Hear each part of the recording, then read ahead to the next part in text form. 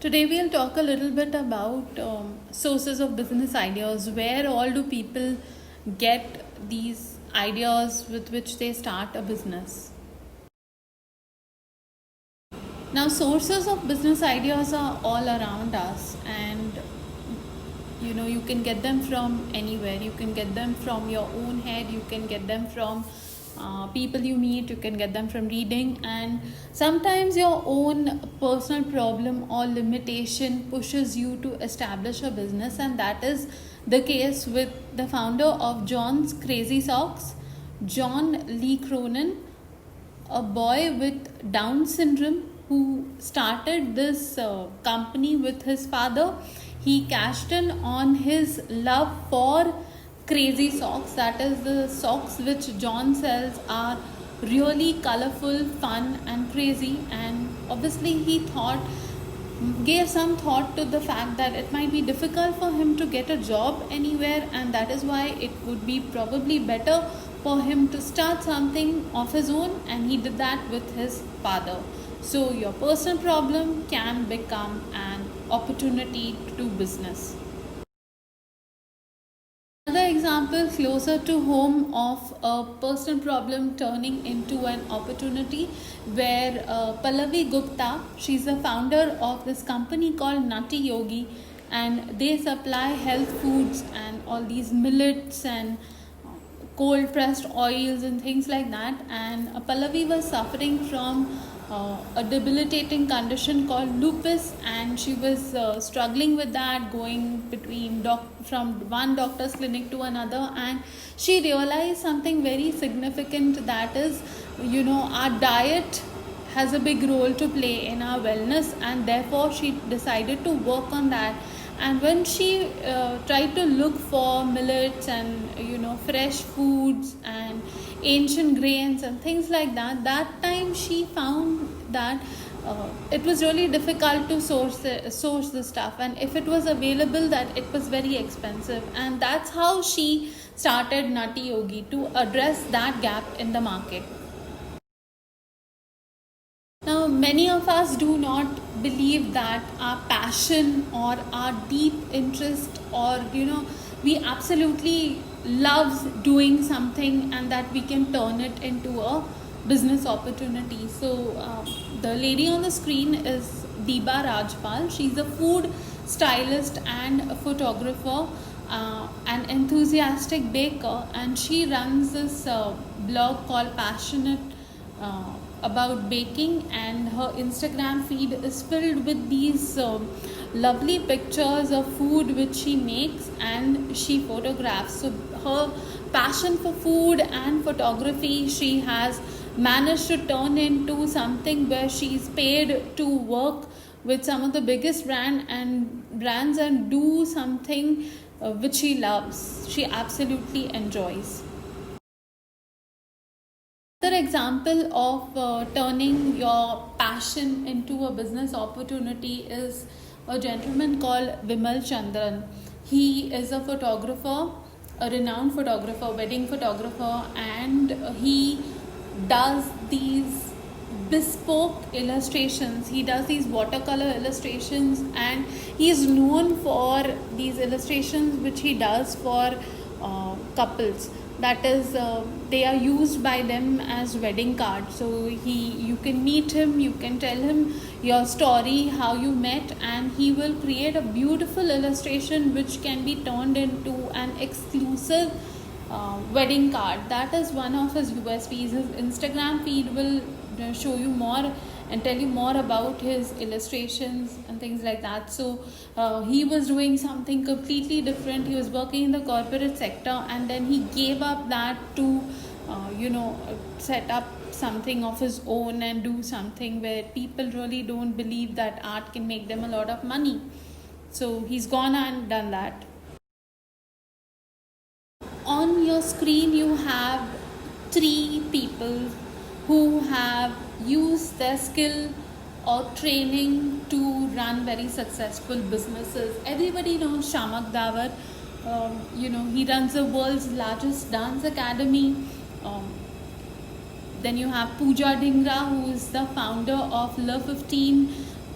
she has made baking and macaroons so famous in India. She runs her own podcast. She's written a few cookbooks, and she started with a small kitchen, and today she's established a very big brand, not only for herself as a chef, but for her bakery, for among the freshest and best quality products. And then you have Mr. Achyut Pallav, who has taken his passion for calligraphy and turned it into not only a business but a mission. He runs a school of calligraphy. He's put calligraphy on umbrellas, he's put it on hoardings, and he's known for his distinctive style. And these three people are perfect examples of the fact that you can use your skill in anything, even as simple as handwriting, to turn it into a business opportunity. Here's Vera Wang. She is a very well known and most sought after designer bridal gowns. That's her niche and specialty. And she was editor with Vogue, and then she worked with Ralph Lauren. So she had this career in fashion for about 17 years. At the age of 40, she resigned. This was around 30 years ago, in 1989 to be precise. She resigned from her job, and she was getting married around that time, and she couldn't find a perfect wedding dress, so she hired somebody, designed it herself, hired somebody to make it for her, and it costed her around $10,000 to do that. And she realized that there was this gap in the market which she could address with her experience, which she had during planning her wedding, the difficulty in finding a gown and a suitable gown, and also her experience in the fashion industry, which gave her that push to turn it into a business opportunity. Now, all of us know these brands which are on the screen, Uber, FirstCry, Swiggy, Airbnb. All these businesses were born out of an existing gap in the market. They were able to spot that, okay, there is no one-stop shop, e-commerce shop to buy good quality products which you require for babies, toddlers and children. You have everybody knows Swiggy, everybody knows Airbnb, everybody knows Uber, and how they spotted that gap, and they were all able to use technology, the power of technology, to get you transportation. To Airbnb use technology to connect homeowners with travelers without them investing in even 1 square foot of space themselves, physical space themselves. And Swiggy is a food aggregator, you must be using it. So that's how businesses come about. On the screen we have some pencils, we have a refrigerator, and we have a key. So these pencils are made from recycled newspaper. Then you have a refrigerator. This is Mitti Cool. It's a clay refrigerator which runs, which does not require electricity to run, and it is being created ideally for the rural markets, where, and also for very good for places where you have power outage very frequently. And the image below of the key is of C-Safe key, which is a new product which has just come into the market, which has come into existence. Somebody thought about it because of the coronavirus problem. So it is made of brass, and you can use it to open door handles. You can use it on your ATM machine. You can use it to carry bags if you do not want to touch something you can call for the elevator.